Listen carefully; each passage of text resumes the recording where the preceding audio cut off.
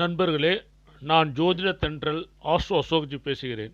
இந்த ஜாதக பதிவானது உங்களுடைய பிறந்தகால ஜாதகத்தில் குரு பகவான் பலமாக இருக்கும் பட்சத்தில், பலம் என்றால் குரு ஆட்சி பெற்று தனுசு, மீனம், உச்சம் பெற்ற கடகராசியில் இருந்தாலும், அல்லது குருவின் நட்பு வீடுகளான மேசம், விருச்சிகம், கடகம், சிம்மம் இவற்றில் இருந்தாலும் அந்த ஜாதகருக்கு கண்டிப்பாக நல்ல பொருளாதார வசதி உள்ள நபராக இருப்பார். அதேபோல் குரு பகவான் இந்த இடத்தில் இருக்கும் பொழுது அந்த ஜாதகர் மத பிரசங்கர், அதாவது பார்த்தீங்கன்னா ஒரு மதத்தை பற்றி முழுமையாக அறிந்தவர், டாக்டர் தொழிலில் இருக்கக்கூடியவர், பணப்புழக்கம் எங்கிருக்கிறதோ அங்கு வேலை செய்பவர், அதேபோல் தங்க நகை ஆசாரின்னு சொல்கிறோம் இல்லைங்களா அவங்க, அல்லது தங்க நகையில் பிஸ்னஸ் பண்ணுறீங்க, சொந்தமாக ஜுவல்லரிஸ் வச்சுருக்கிறவங்க, அதே போல் குழந்தைகளை பராமரிக்கக்கூடிய நபர்கள், அதே போல் சித்தாந்தம் வேதாந்தம் பேசக்கூடிய ஒரு அமைப்பு, கல்லூரியில் ஒரு பிரின்சிபல் தலைமை தாங்கும் தகுதியுடைய நபராக, அது பள்ளிக்கூடமாக இருக்கலாம், கல்லூரியாக இருக்கலாம், ஒரு கம்பெனியின் நிர்வாகமாக இருக்கலாம். குரு இந்த பலமாக இருக்கும் பட்சத்தில் இவர்கள் எப்பொழுதுமே ஒரு பதவியில் உயர்ந்த இடத்திற்கு செல்லக்கூடிய வாய்ப்பு நிறைய உண்டு.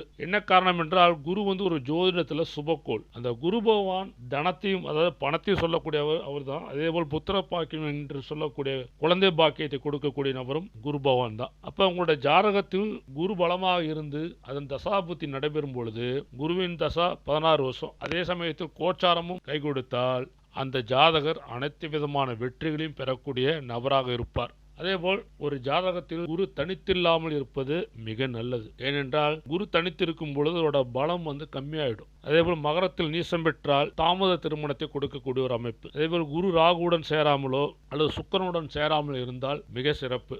நன்றி, வணக்கம், வாழ்க வளமுடன். உங்கள் ஜோதிட தென்றல் ஆஸ்ட்ரோ அசோக்ஜி.